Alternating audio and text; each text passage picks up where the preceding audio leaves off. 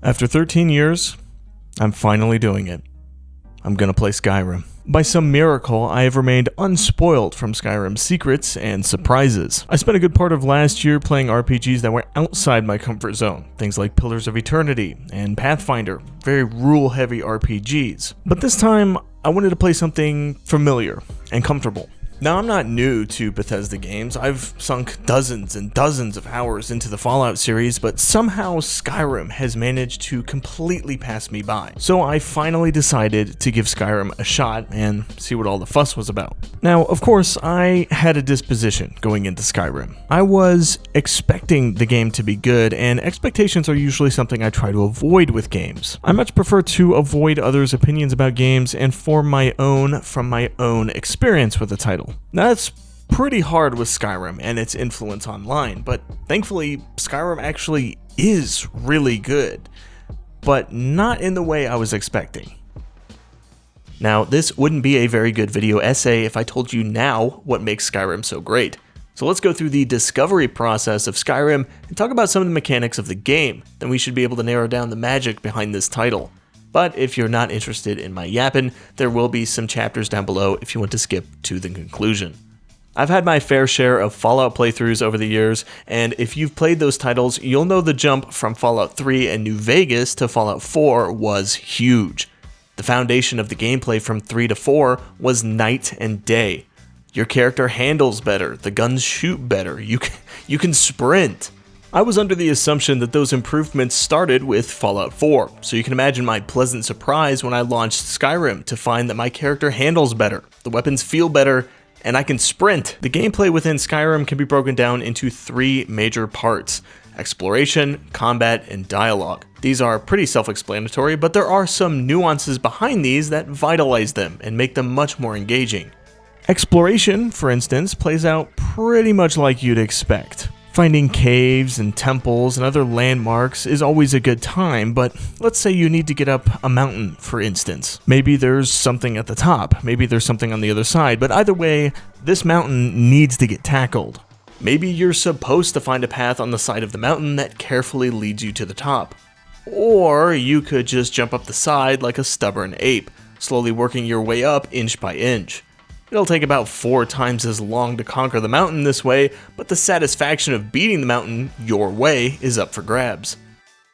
Combat is very simplistic most of the time. If you're melee, you're pushing a button to attack. If you're ranged, you're pushing a button to attack. But if you're magic, you're pushing a button to attack.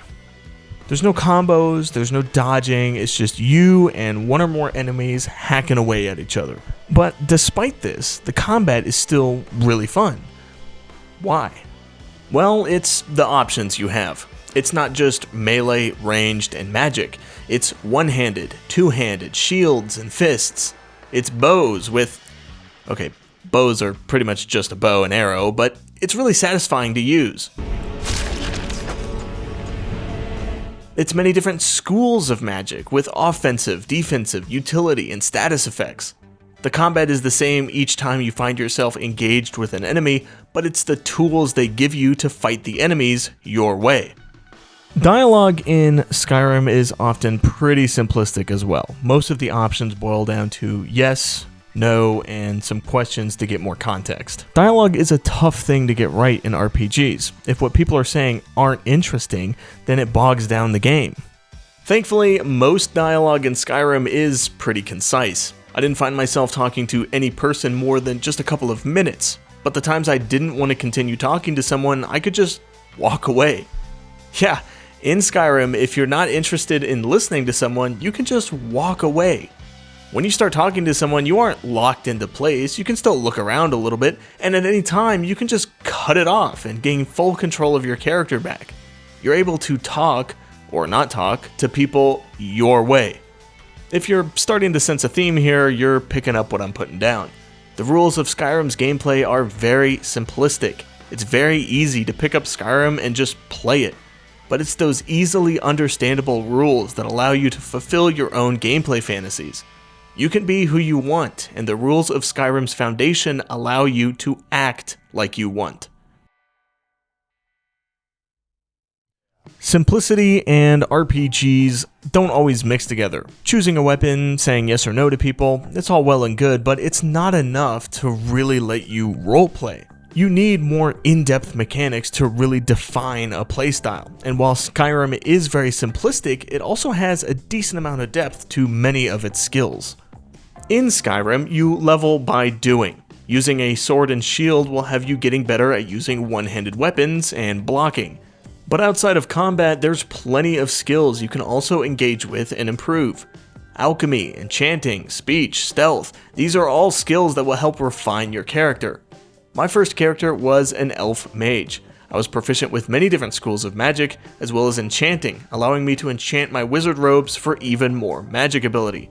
Since my robes weren't weighing me down, I was also proficient in stealth and pickpocketing. My newest character is a ranger type, using a bow, stealth, and alchemy to create poisons for enemies and potions for me. Skills aren't shallow either. Creating these poisons and potions is a trial and error game. Alchemy involves collecting plants and resources, which at first you have no idea what they might do. Only by tinkering with different combinations and eating the materials raw will you slowly unlock discoveries about what each ingredient does. There's tons and tons of materials to try, and even more combinations to concoct. It's not something you'll immediately have figured out. It's going to take hours and hours to find the ingredients and discover the recipes, and that's just one skill. Enchanting is another skill with an incredibly high potential for power, but it's expensive and requires you to hunt down gear with enchantments you can rip off to put in your enchantment library. These are just a couple of skills that offer a decent amount of depth without crossing the line into being too complicated for what they're worth. They're fun to try out, and each time you do try them out, you're improving that skill, which gets you more XP, which means that even if you don't want to go all in on these, you're still progressing your character, you're still leveling up.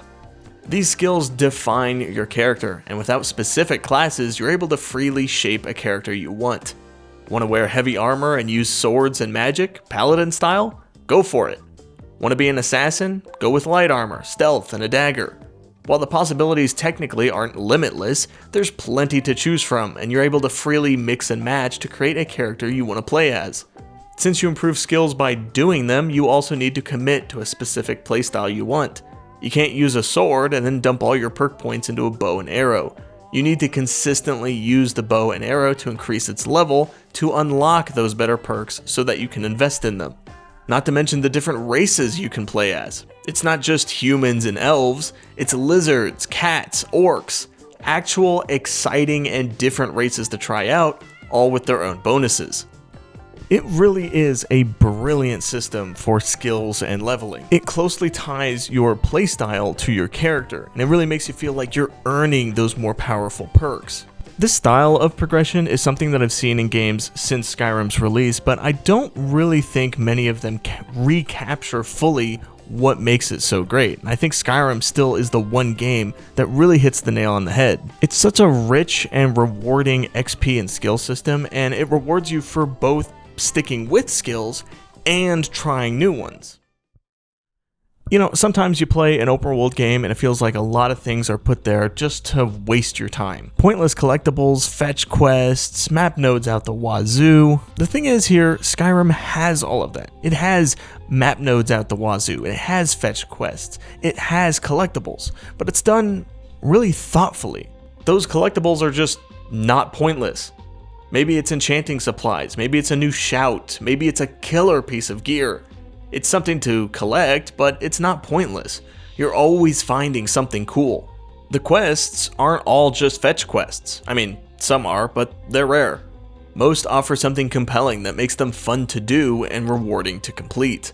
The map nodes, while it does feel like there's a million of them, all have something interesting tied to them. You may find a cave that's just a single room with a bear and some loot in it. Not terribly interesting, but it also only took you a minute to do. Most other points of interest have just that, something interesting. Oftentimes you'll find a whole new quest in some of these places, maybe something to progress your character, maybe a new power. These little places on the map aren't there to waste your time, they're there to give you something to do.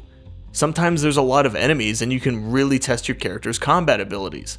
Other times there's light puzzles that are just complex enough to make you feel smart completing them, but not so difficult to halt the flow of the game. It makes you want to explore all these places on the map because you know it's not there just to farm playtime from you. It's a reminder that open world games don't have to be filled with busy work. I can't express how refreshing it is to be able to pick any place on the map and find something fun to do. Now, I couldn't really tell you what's going on in the story. There's probably some old parchments or elder scrolls, if you will. But as far as their importance, what they do, I have no idea. I really have no idea. It's clearly a world filled with strife, but I couldn't tell you who's right and who's wrong. What I can tell you is that your character is the Dragonborn, which is a pretty sweet title if you ask me. The story revolves around you, both in terms of the main quest and the side stories. Quite honestly, I don't even think I've played many of the main quests. I've just started doing stuff that seemed fun at the time, and my journal quickly became a huge backlog of stuff to do. But in Skyrim, that's not a bad thing. Quests range from go here and do this to long quest chains that have you intermingling with deities and secret societies. The best quest I can reference for this point is the Nightingale quest. Spoiler alert, I guess? I don't know. Do I need to say that? The Nightingale quest starts unassuming. In the far southeast of the map, there's a town called Riften. This town has a somewhat secret underground organization called the Thieves Guild. Crazy name, I know. You complete some quests for them, follow their story, and eventually you'll find out that the guild was run by 3 people who were all Nightingale. Basically, another secret organization dedicated to a goddess to keep this key thing safe. Well, one of those 3 people betrayed the others. Yada yada. Point is, you gotta hunt down this traitor and bring him to justice. To do this, you yourself have to become a Nightingale. This involves getting a sweet looking set of gear, taking an oath, and fixing this whole situation that's gotten out of hand. The quest is pretty standard so far in Skyrim. There's cool things happening, but it's nothing out of the ordinary for the game so far. Dungeons, enemies, you know, the usual. At the end of the quest, you're running through a gauntlet similar to Raiders of the Lost Ark. At the end of this gauntlet, you're sitting at the bottom of this well, thinking all is lost, when suddenly the key you need to return quite literally takes the floor out from under you, and now you're face to face with the goddess you took the oath for. Quest done, day saved, only now you get to choose from 3 different powers. One makes you invisible, one sends enemies into a friendly fire frenzy, and one sucks life force from an enemy and returns it as health to you. You then take ownership of the Thieves Guild if you want, and the quest is complete. If you've done this quest before, you're probably like, yeah, okay, and... But for me, this was crazy. I mean, really, this caught me off guard. Up to this point, I had been doing little quests, little side quests here and there, you know, leveling up my character, doing my thing, having a good time. But this was the first side quest that really did something big, something impactful, and it completely caught me off guard. I was not expecting a secret society in another smaller secret society, which led to all this crazy stuff, taking an oath and just the whole Nightingale thing, and it just blew up far more than I thought it would. I also had a mage character where I went to the College of Winterhold and I became the Archmage, and I did all this weird magic stuff, and you know what, this right here, this moment, what I'm telling you right now, this is the magic of Skyrim. We've talked about all the things Skyrim does right, which is a lot. There's skills you can get really invested in, there's quests you can complete in different ways, there's also stuff that I didn't mention, like building your own house, getting married, and adopting children. I'm sorry, did that game just tell me I can adopt children? What kind of game is this? There's stuff to do everywhere. It can be overwhelming at times, where it feels like everyone you talk to has something for you to do, but at the same time, there's no rush. It's a very chill experience, both figuratively and literally. You can do as much or as little as you want. After the start of the game, you could just wander off and get lost in a random town. Or you could go off and do the main quest. Whatever that is. You can tell I haven't done that yet. You are the main character, and everything you do tells the story. You are the story. I once became the archmage of a school of magic, all right? Basically, I became Dumbledore, right? We were all thinking it. It's Dumbledore. I swore an oath to protect a goddess's inner sanctum. Currently, I'm trying to track down the Dark Brotherhood. I'm following a lead that had me murder this awful, absolutely awful orphanage owner. Don't worry, though. It was great. The kids loved it. None of you riffraff is getting adopted, ever. Nobody needs you. Nobody wants you. There's so many things going on in this game. You could actually spend hundreds of hours on a single character and still have stuff to do. Everything you do is progressing your character. Everything you do is telling the story of you. The magic of Skyrim is you. Your story. Where do you go? What do you do? How do you do it? The game has its own story to tell, but it's not going to steal the spotlight from you. Skyrim presents a massive world with skills to level, quests to get involved with, and mechanics to discover. It's the game that keeps on giving, and it lets you do it all at your own pace. Is Skyrim the greatest RPG of all time? No. The actual RPG mechanics don't come close to the rules of things like Pathfinder, Pillars of Eternity, or even The Witcher 3. But Skyrim is way more than just an RPG, and calling it that is only scratching the surface of what's being offered here. One final point that I like to throw out there just really quickly is that Skyrim is shockingly clean. I mean, yeah, there's violence and stuff like that, but there's really not a lot of vulgarity or sexual content. It may sound like a weird point to make, but if you've played Cyberpunk, you know exactly why I'm making this point right now. The sheer amount of raunchiness that Cyberpunk throws at you is insane. Cyberpunk is a somewhat similar game to Skyrim, so it was nice to play Skyrim and have a game that just wasn't as offensive to the senses. Like, it was just fun. It's safe to say, I get it now. I get why Skyrim, 13 years later, is still being played and still being modded. I get it. There's a magic to Skyrim. Not that magic, like a different magic. You know what I mean. Unfortunately, I also believe that means we won't get another game quite like Skyrim. It really is in its own league. It's not perfect, but it is way better than the sum of its parts, and I don't think any negative aspect of the game brings it down at all. Now, if you'll excuse me, I have to go track down the Dark Brotherhood.